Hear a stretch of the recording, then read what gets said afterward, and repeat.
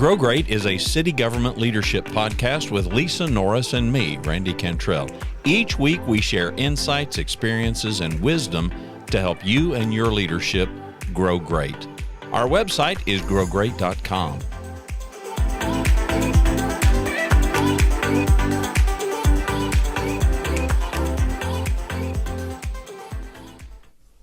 We've been avoiding this conversation for weeks. And we have not wanted. We have not wanted to have this conversation.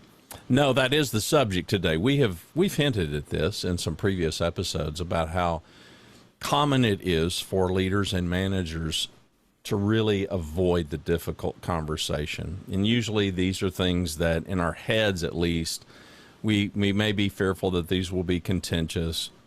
It may be some performance, some behavior that we really need to confront. We really need to have a conversation. It could be any number of scenarios where a leader, a manager, a supervisor, you need to have what, at least in your head, because you're the one initiating this, is a difficult conversation. So kick us off. Where are we going to start with this? Well, I think that the most important thing is, how do we get to these? Like you said, when at the point you need to talk to somebody, it could be a really hard conversation. It could be you need to coach them on something that's difficult, not necessarily always the positive stuff. Hey, or the rah-rahs aren't the hard ones. It's sitting down, for me, it's sitting down with somebody and saying, either I'm helping them, like from an HR perspective, because that's my business, I'm helping another leader. How do I have that conversation? Or one of my leaders or me need to have it ourselves, right? And so the biggest challenge is they'll talk about the issues, what's going on. Either the employee's not performing, they've had a hiccup, they really need to fix a behavioral issue, an attitude issue, whatever it is, and then talking through it, because typically the managers don't come to us until they're overly frustrated. They're trying to handle it themselves. But when you actually ask them, what have you done? Walk me through what you've done so far. And I don't know about you, Randy, you're a CEO. I'm not, I'm kind of a CEO over HR, right? But not over a whole company. And when I ask them, what have you done? The most common answer is, well, we've just kind of helped them along and they've been trained on this or that, or it's never really I need you to stop doing this. It's kind of I call it the beat around the bush syndrome. Mm-hmm. They kind of have hinted to it, but they really haven't addressed it. And in writing, it's even worse. When you ask them for what they've done in writing, typically writing documents are only disciplinary. They're very factual, what you violated, etc. So I think the crucial conversations, trying to have the conversation of what's going on versus them actually doing it, following your conversation with them, is the challenging part that I see. I don't know about you. Now, in your organization, and this may or may not be congruent with all municipalities, at what point does the conversation become formalized? And what I'm really asking is the latitude that a leader has, the latitude that a supervisor or manager has, before we get to the point where, okay, now we really should or we must formalize it. What does that look like? Well, for us, we try to, I think that a route for us is we got rid of performance reviews many, many years ago, back in 2016. So our goal at that time was we try to hire really well and we try to hire great leaders. So our goal was leaders need to lead. They need to have these conversations routinely. And if they're doing a good job on that, it should be a continual feedback, whether it's positive, whether it's reward, or whether it's improvement. They should be having these all the time with their people to get them where they want to go, right? Mm-hmm. If you're doing that well, the issues would be minimized. They don't go away. But to formalize it is when the behavior you've tried to coach and teach and it continues to worsen or is consistently the same without improvement.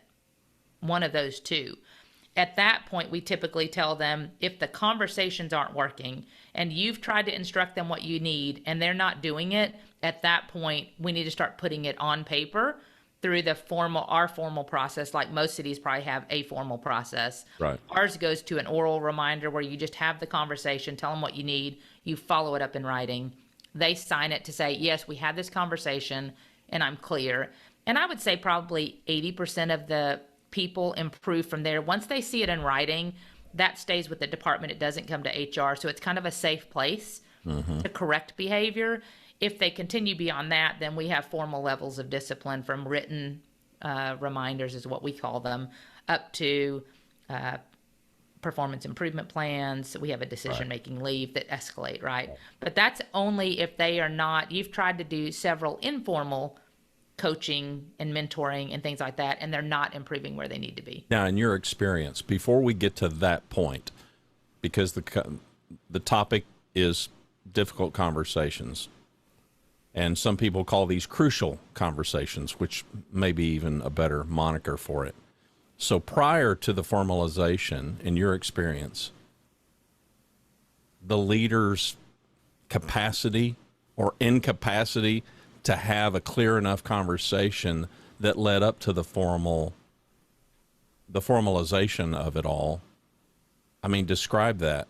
Do you think most leaders? There's a gap. I think there's a gap. I don't know if those, not that they don't want to. I think our leaders have absolutely good hearts. I appreciate all of our leaders in our organization. I think it's just the difficulty of it. And I think the most common, and I'd be interested, as our listeners are listening to this, I think the most common thing is people, when it comes down to having a really hard conversation, it's most often avoided because they hope the behavior will just go away. And this, I call it a hiccup. They're hoping this is just, okay, they used bad judgment, but they're good people. This is what I commonly hear. When they're here, they are really good workers, and that's great. But what about when they're not here? What is the impact to your organization? And just tell them, this is the impact you're having, because it might be an attendance issue in this case. Just tell them, hey, I know you have a lot of issues at home with the kids, because that could be legitimately, we've talked about my issues. I had a mother that was sick. I was sick. Don was sick. His father was sick. We were trying to balance all these issues imploding kind of at the same time in our family. And I was stretched as far as I could stretch. But there's accountability to your work just like there is to your family. And it's a balancing act all the time to make sure you're doing what you need to by your employer and doing what you need to by your family. And that hopefully you have an employer like we are here that understands those, but still expects accountability regardless for both. They value both of those. And so I think most people as leaders they try to give grace, but the grace is given too frequently and too continually, where the person is not coached to the point to correct it. And then the leader gets to a point of frustration and immediately goes from, I call it, 0 to 60. I mean, it's either we just need to terminate them. This isn't worth it. And I'm like, okay, well, hold on, walk me backwards through what have we done so far? And it's usually just natural frustration. They don't have bad hearts. They're just frustrated and want to get them out rather than dealing with it sometimes. And I think that's pretty common. And I think we've all been there. You could probably name some in your career where you did the same thing. I know I coach this and teach this. Yeah. I've done the same thing. Of course. There's moments you just are like, okay, I thought they were going to improve, and here they did it 5 more times. And then I go, but did I talk to them those 5 times? And you catch yourself sometimes, right? Yeah. All with good intentions, right? We always hear that.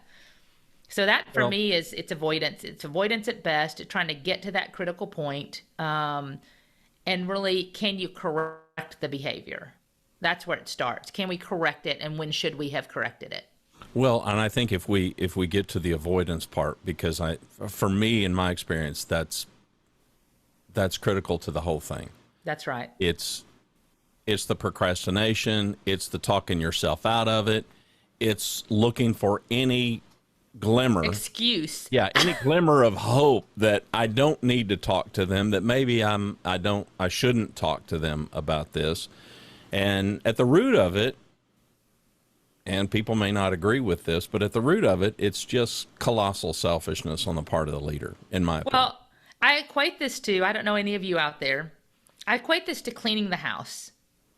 I don't know about you, but I can find a million reasons when I'm supposed to be cleaning that I have something else far more important, such as a Lifetime movie that is just on that 1 hour, or I need to call my kids, or maybe my mom needs me to bring her something, Right. you know? Right. But it's just, you find something else you'd much rather be doing Yeah, it's than happy that. hour at Sonic, and I need Yeah, I got to go right now between 2 and 4. right. So I don't think this is something we need to ding each other or ding ourselves on, but we definitely need, this is all about the benefit and you've got your, serving. We've talked about leadership. This goes back to our basic principle of doing for others what they cannot do for themselves. And you have got to correct the behaviors as best you can, and assuming, we've talked about willingness, that they're willing. You can have a person that absolutely doesn't feel they're doing anything wrong, and you can talk yourself blue in the face, and it's not going to make a difference. But you need to go through it so that you set the record, and you've got the progression for when you do work with your HR team. You have done everything in your power to help them succeed, and at some point they have to choose it. That's right. Whoever you're serving. If they don't choose it, then no fault of yours, right? So that's what I'd probably focus on first. In my experience, the crucial conversation is, for too many leaders, a lost opportunity. We've talked a lot about trust and the whole connection and relationship building and engagement and whatever other buzzwords that you and your organization want to lean into. But the crucial conversation is a real opportunity for leaders that is, in my opinion, too often squandered because they avoid it. And it's a real chance to really amplify the whole trust factor. It is your opportunity to really display and demonstrate to this person how much you care and how vested you are in their success. And Well, I think the importance of that is what you said, is vested in them. You have to do the conversation well and right. And make safety first. I think the avoidance thing is, we're thinking about us. We're thinking about I don't want to do this. This is painful. They could react in any number of ways, and in our head we can imagine everything horrible. And so maybe it's pessimism as opposed to optimism. I learned as a young guy working retail as a teenager that the customer complaint was that was my path forward. I made more money as a commission teenage hi-fi salesman because the lady that walked in the door with a turntable in her hand and everybody else scattered like roaches when the light got turned on. Nobody wanted to, it's like, oh, I'm out. Nobody wanted to deal with this. And for some idiotic reason, I was the guy who ran to the door and got it out of her hand and helped her carry it. That sparked a conversation, and I learned very quickly, if I can solve her problem, she's not buying anything from any of these other guys who ran. That's right. She's remembering me. I'm the guy who helped. Every time. I'm the guy who helped her. I can't tell you how much money I made as a hi-fi salesman because of that. And I got known for that in various places that I worked just as a kid. Yeah. And maybe that cemented it for me as I got some positions of authority and leadership, formalized positions. It's an opportunity. It's a real opportunity to help somebody solve a problem that they may or may not even know they've got. And in many cases, who cares? But it's up to you to bring it to their attention, and not to just bring it to their attention. I think another part of the conversation that's worth having at some point before we end this show is what is that conversation? If that conversation is just merely pointing it out and not providing a solution, that's a failure, in my Right. opinion. That's right. If all you've done is, hey, you're doing this, stop it. Right. Okay, well No. that's empty. That's punitive is what I call it. You want Yeah. it there's a big difference to me between punitive and corrective. Two totally different things in my opinion. And the conversation, any crucial Okay, well conversation. quantify those for us. So I agree with you. For me, punitive is strictly what you said. Punitive is you did that, stop doing that. And then you give them a write-up or a criticism, or if you do that again, we're going to go, you're going to be it's going to be a terminating offense. You can do that, but what have you just done? You have lost them. You haven't given them any glimpse that they can be successful in your organization and they should start looking for something else. That's what you've told them. Corrective is expressing the value on the team. I want this because it will make you better and our team better. I want you to recognize it because I trust that you can be successful here. It's really focusing on them and not you. What can they gain in value out of this so that they can become better and move forward? Now, that doesn't mean it can't still be, hey, we really need you to work on this, but you should tell them the why. This is why I need you working on this. I need it for you. This aligns with your goals, whatever it is. You want to move up. We can't move up until we get this corrected. And you're doing better. I want to work with you on this. What do you see in it? What do you think it will help you with? It's just a kind of a dialogue that it's corrective. I don't know how else to say it. It's not you violated this policy. This is for your benefit. I want you to be successful in your career. Well, it's a why, and it's a huge, in my opinion, and my experience, it's a huge focus on how. That's right. I mean, if those of us that are parents, and you think about raising our kids, and it doesn't matter where you're at in the timeline of life, if you're doing that currently, those of us who have done it, and now our kids are grown. Number one, you're doing it because you care about them. You're doing it because you love them. I don't think the L word should be exempt from the workplace either. Right. There's different kinds of love. I think for a leader to love his or her people, you should. You absolutely should. You should lean hard into loving your people as people, as individual contributors and as a team. And so you want their best. And I would remind everybody, even if you didn't hire them, somebody else did. Somebody saw something in these people that was hireable. Right. Else you wouldn't have hired them. So nobody goes and, well, I'm going to hire this person. Well, why are you going to hire them? Because I think they're just a colossal loser and they're going to cause me a whole bunch of problems. Nobody does that. So these are people that there was something of value that somebody saw, maybe you, if you hired them. So there's also that.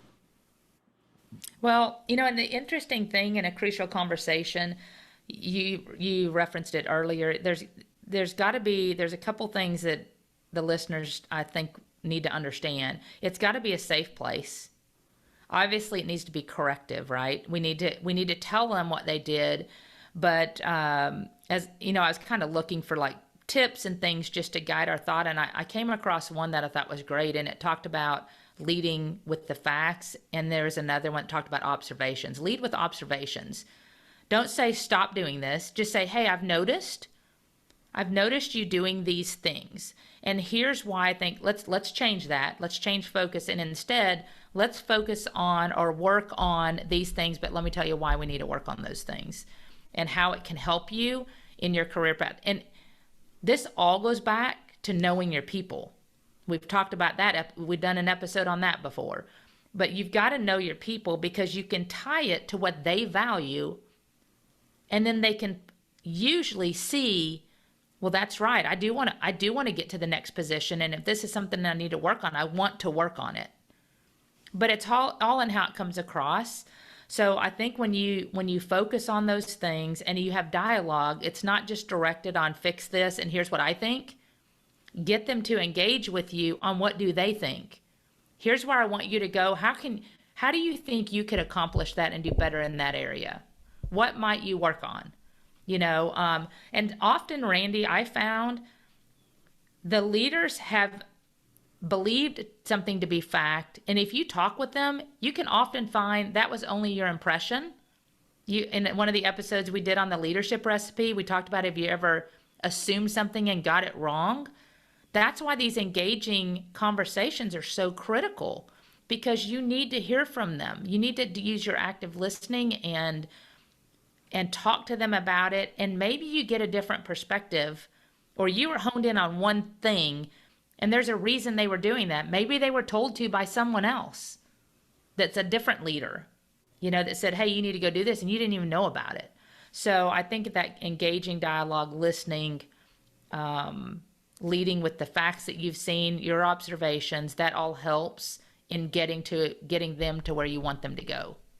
Your experience in coaching supervisors or leaders, managers, to have that difficult conversation, the thing that they were dreading, and then the reality of it after the fact.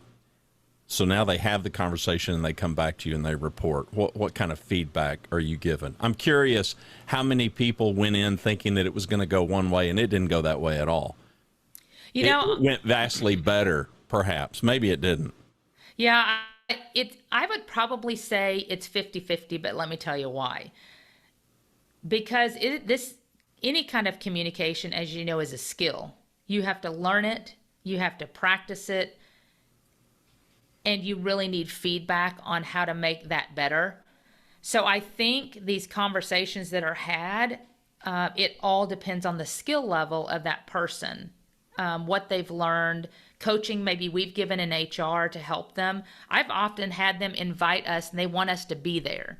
And I said, well, if you want HR there, the first thing the employee's going to think when they walk in the room with HR present is they're getting fired. So be sure you tell them the why immediately. Hey, I just want HR here. They've got some great practical guidance on something we're going to be talking about, because we really have seen something in you, but we want to help you get better. And be honest and candid. I am not the best communicator, so I want them to help us in this dialogue for you and for me. And all of a sudden you're transparent and vulnerable a little bit, and they realize, well, if they're willing to have them help us and have just told me they are not the best at this, then it helps both of them, and that breaks down the wall immediately. But it's 50-50 only because of the skill level, I think, and how often they've had to do this and how well they do it. I'm sure some people don't take the advice and just tell them to it's punitive. And those typically don't go well. They're like, well, it went as well as it could under the circumstances. And then they write them up a couple weeks later, right? So That's hard behavior to change. Well, and, a counterpoint to that, lest anybody think, okay, well, I've got to, my skill level, so I can't go have this crucial conversation because I don't know that I've got yet the communication skills to pull that off. To you, I would say this: intent, in my experience, intent matters way more than the skills. Yes, to Lisa's point, we should be growing, we should be learning, we should be developing these skills. But that doesn't mean that you wait. That's correct. You still have it.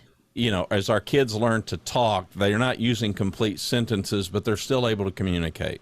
We can still understand what they're telling us and what they want, what they need, all of that. It just gets a little more sophisticated over time.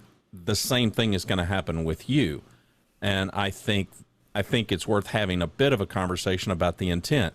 If the person knows that your intentions are their best, which I guess is a really easy way to summarize safety. Yep. That matters way more than I've got to get the words just right.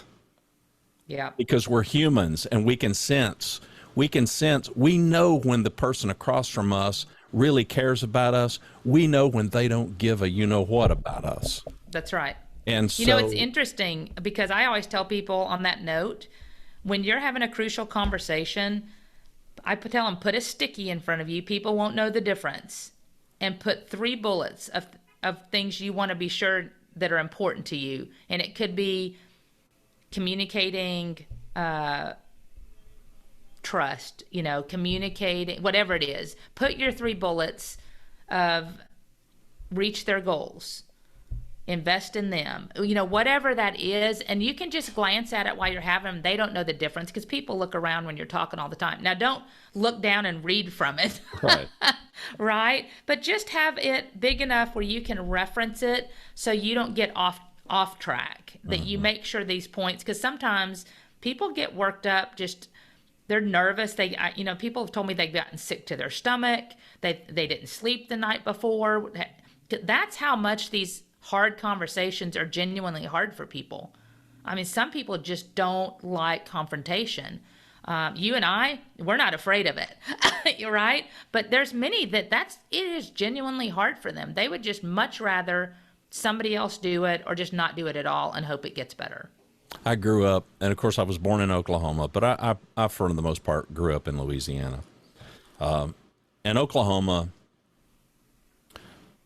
Indian territory, a lot of Native American culture.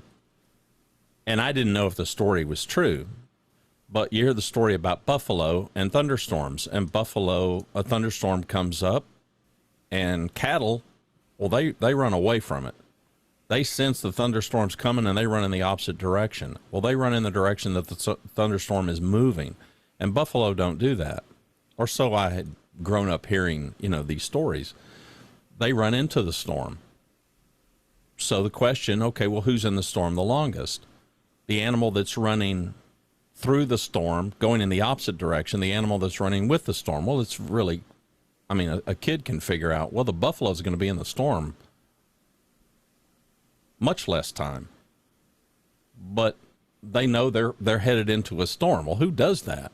Okay, well, turns out that's a true story.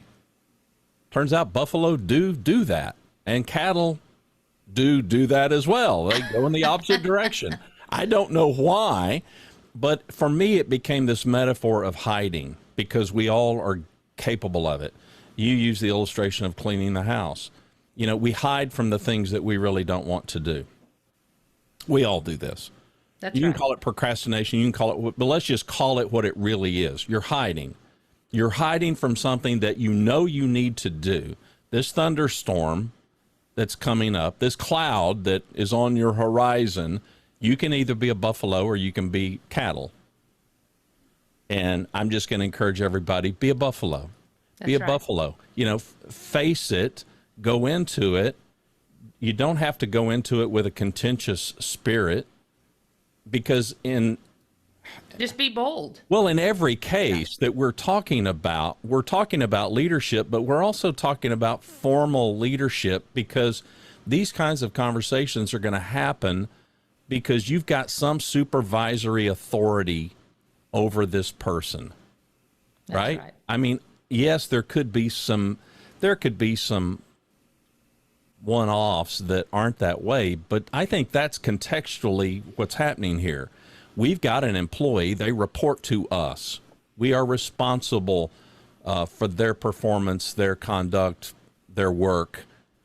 And so that's formal leadership, as well as informal. And so we owe them something. You can hide, but the damage that you do to yourself, the prolonged agony that you endure because you're cattle and you're running with the storm, and the beating that you continue to endure because you put this off and you put this off and you put this off, in many, many cases, that's way worse than just enduring the storm to begin with. The storm normally is not nearly as bad, in my experience and in the leaders that I've served, it's not nearly as bad as the agony of dreading it. Yeah, and not only that, I think people often, again, you're focusing on self. I want to avoid this. Yeah. This is painful for me, and it's going to be painful for them. Instead, think about the benefit you can have by serving them. Leadership is about serving. You are serving them. You are helping them correct something that you are seeing that will make them better. And also, we fail to see, what are we doing for that team member not only are you making them better, but maybe you're teaching them how to lead in that moment. They may not see it until later, but you are showing them and demonstrating good and great leadership, what it should look like. Secondly, people fail to realize your team is watching. If this is something that they are doing that is impacting the team is also not only watching you to see what you're going to do. Now, they may not know about it at times, right? If it's corrective and you do it privately, as it should be done, they may not know unless that person talks to another team member themselves. But demonstrating good leadership is something that you should do not only for yourself, but for the team and the teammates. And you should be that consistent leader for everybody. They should know, in my case or your case, Lisa's going to handle it, or Randy's going to handle it, or have confidence without even knowing it. Because when they know that you're handling things, you've established the trust and you've established the safety that we've talked about. They can also come to you not only for guidance on how to handle it, but you can teach it, and then they can see it and they start acting the same way you are. So you are growing them. It's our whole premise, right? Grow great. You are growing them to be great leaders. Great contributors. You are leaving a legacy behind you of what great leadership should look like, and they will likely pass it on. Now, will it be 100% in every case? No. But if you're consistently doing this and you're being honest and you're being forthright, you are not only benefiting you and getting that anxiety over with for their benefit, but you're helping that team member and you're helping your team as a whole.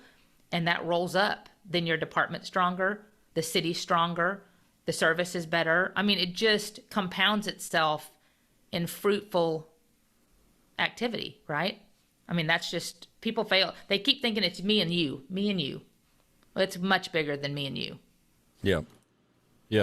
All right, well, let's give our audience, before we dismount, let's see if we can distill or summarize, give some concrete stuff that you can do today.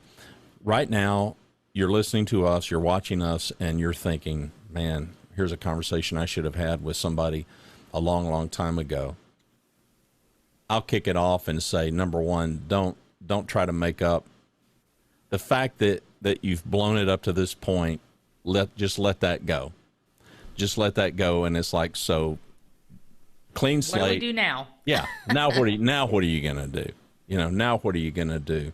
So what kind of concrete things have you got? Now, clearly we don't know where people are at, but let's assume that people are listening to us and they're avoiding, they're hiding, they're being cattle, they're not being buffalo. We want them to be buffalo. We want them to go ahead and be bold and do this. So what suggestions have you got?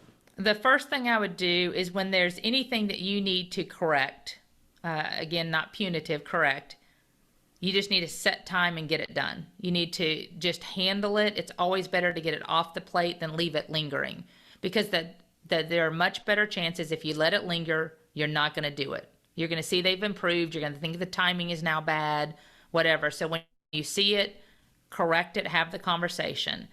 Be sure it's safe and be genuine. I mean, that's the best I can tell people, is just say, this is what I've seen. I know what you're trying to achieve. Here's what I'd like you to focus on, and here's why. What are your thoughts on that? And engage. It should not be a one-way conversation. It should be dialogue. And you need to find basically kind of mutual purpose. You need to know what they're trying to achieve and what you're trying to achieve, and hopefully find some common ground as you dialogue with them, so it's relatable, right? The timeliness thing, I think, can't be overstressed. Right. You're in a relationship, and we all understand what fair fighting looks like, and we all understand what unfair fighting looks like. And one of the first things that people will tend to mention if they're talking about a spouse or anybody else, and a contentious thing happens, and the other person they deem as fighting unfair. And one of the first things that people will mention in that context is dragging things up that are old. Right. It's like, a year ago you did this, and it really hacked me off, or it really hurt my feelings. And we're sitting here thinking a year ago, I mean, what? So you've been holding on to this. You've been harboring this. You've been, mulling this over for a year. Right. Don't think that employees are not going to think the same thing. Yeah. There's those of us that have housebroken dogs. The only way to housebreak a dog is you cannot let this dog out of your sight. If that dog is out of the crate in the house, you cannot let this dog out of your sight. You've got to catch that dog in the act of relieving itself on your carpets. And whether it's saying no, and we're not talking about beating, we're not talking about getting a rolled up newspaper, we're not talking about rubbing the dog's nose in it, but right. You've got to catch the dog in the act and then perform that corrective behavior. For me, it was then taking the dog outside, and instead of issuing some command that just sounded awful, my phrase was always hurry up. Yep, that's what we use. I would tell our dogs, hurry up. And the dog begins to associate that. Okay, well, I let the dog roam free all through the house all day long. And then at the end of the day, I'm going to do the correction. Won't work. No. Won't work. They're like, wait a second. That was from like 4 years ago, sir. Yeah, exactly. They don't know time. Exactly. And our people, that's the exact same way. That's right. So it's not fair to them to prolong this. Yeah. And I'm not saying that you shouldn't give it some thoughtful consideration. My personal objective was, unless it was something that required investigation, right, to the point where I need evidence, and we've talked a little bit about that. But for instance, I found out that I got apprised that a leader might be behaving in an unethical way, taking advantage of position in the company. Well, I didn't know this. An outsider had reported this. I didn't go and immediately handle that. Right. I had some investigation that I needed to do. That investigation took about 3 or 4 days. Now, armed with the facts, I had the conversation. Right.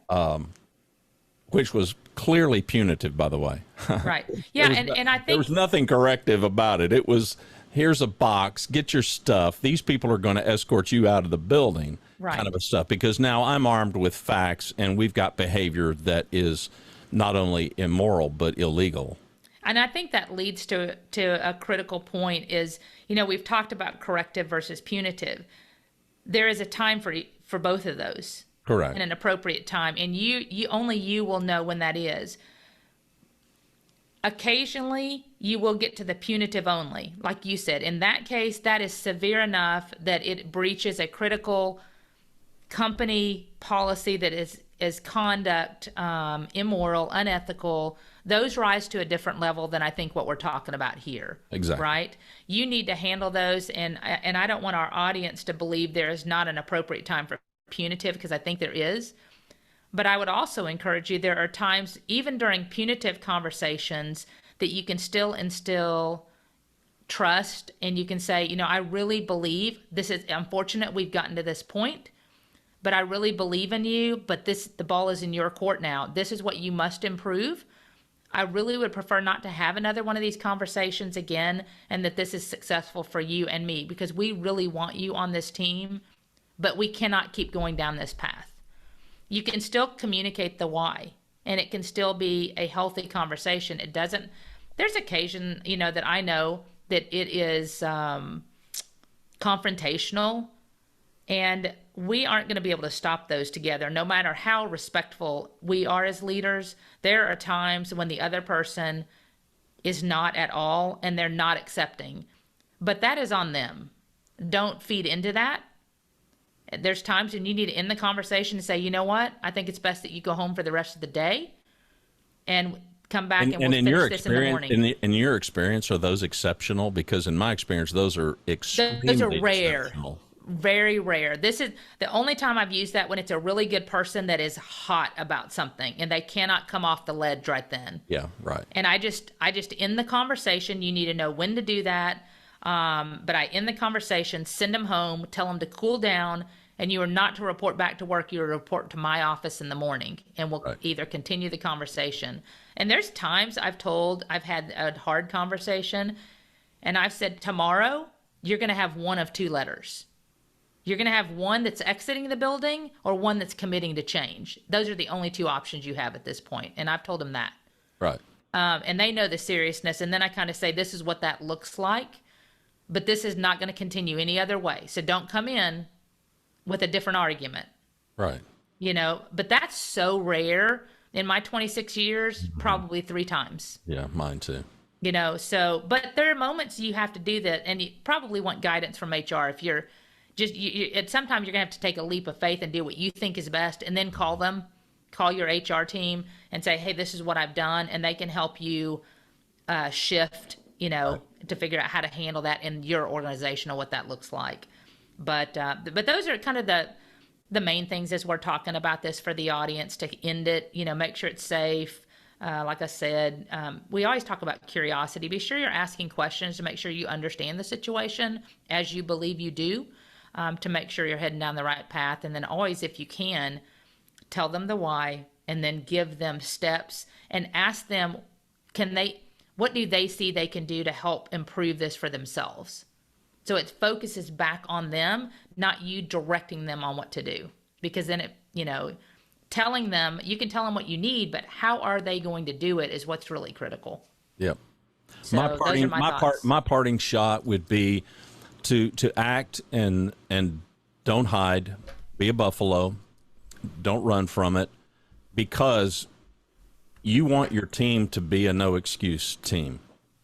I don't know of a single leader that takes pride in the fact that they have a group of people who are constantly filled with excuses. None of us want to lead an organization like that. I've had that before. Not good. No. It's painful. And so you don't want to lead that way. You don't want to lead with cowardice. You don't want to lead with excuse making. So it's got to begin with you. So the more that you make excuses for why you're not going to have this difficult conversation, the worse it's going to get, because that's your leadership. That's right. And the thing that you owe this person is you owe them the opportunity to be in a room with you where they have no more excuses. There's nowhere for them to hide. They have got to accept responsibility for their behavior, for their performance, and now what? That's to know that you're in this together. And my final parting shot would be, it's one thing for us to help people paint themselves into a corner, which is how I describe my coaching work. And I think that's largely what goes on here with leaders. If we can help this person paint themselves into a corner where there's no more excuses and they're looking in the mirror and they see their behavior, they see their performance, and now they have to own it. It doesn't mean that they will, but it means that we give them the best opportunity to completely own it.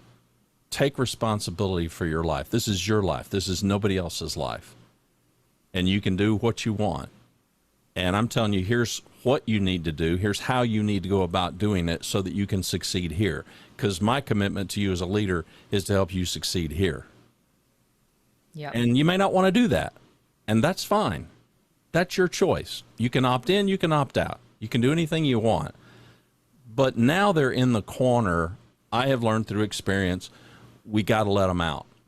We've got to let them out. You hear people talk about, well, I'm in the boss's doghouse. Bosses do have doghouses, and sometimes we get put in them. The good bosses, the really good bosses, we know why we're in the doghouse.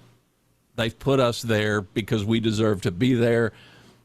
But a good boss, but we don't have to stay there. A good boss doesn't keep us there. A good boss lets us out and expresses some confidence in us. They know you can do better, which is why they're even having the conversation to begin with. And there's this expression of confidence and faith in your skill and your ability and your potential and your growth, whatever. And personally, I just don't ever want to end one of those conversations without that. That's for me, that's the ending point. The ending point isn't, I drug you in here, we had this difficult conversation. The ending is, I want them to put their hand on the doorknob as they leave my office feeling like, I got this. I got this, and I know he's got my back, and he's going to help me. Yeah, my parting shot adds on to that. The best ending I have found to these conversations is follow-up. I always encourage my leaders after they've had a crucial conversation. First, I check with them and say, how did it go? How did it go? Is there anything you would have done different? Was there anything challenging? So as we're teaching our not just when I say my leaders in our organization or leaders on my team, either one, how did it go? So I show interest not only in them, but their success, because it encourages them to continue having these. And then it's a coaching opportunity that I can also help support them if it didn't go well. Without judgment, I can say, okay, talk me through what that sounded like. And they're like, well, it went this, and then they got up and they raised it. And I said, okay, next time if that happens again, here's some things that you might consider. So they feel supported, one. Secondly, I encourage them, give it about a week, go back and check on that person privately and say, hey, we had this conversation last week, and I know it was tough. It was tough for me. I'm sure it was tough for you. How are you doing? Have you tried to apply anything we've talked about? Is there anything I can help you with that's to make it easier? What have you tried? How are you feeling? This isn't a cry session with HR being all touchy-feely that I'm telling you to do. This is genuine compassion for their success. If you're truly interested in them, go check on them. How are they doing? What have they applied? And how can you help them get where they need to be? And it just shows interest. That is the most successful ways to keep your teammates that you've had these conversations with engaged. So with that, like you said, Randy, I think it wraps it up beautifully. Be the buffalo, not the cow. Yeah, I agree. GrowGreat.com. That's the website. We want your feedback. I just want to make one last appeal here for today. I'll make it again next week. Send us your emails. There's a contact form over at the website. Super easy to find, growgreat.com. In the contact form is also Lisa's email address and my email address if you want to just send us something, but both of us will see the contact form. We're getting some good suggestions on topics. We're getting good feedback. Hopefully we're resonating with you, but you're a big part of this conversation, whether you know it or not, or whether you recognize it or not. So we solicit your input.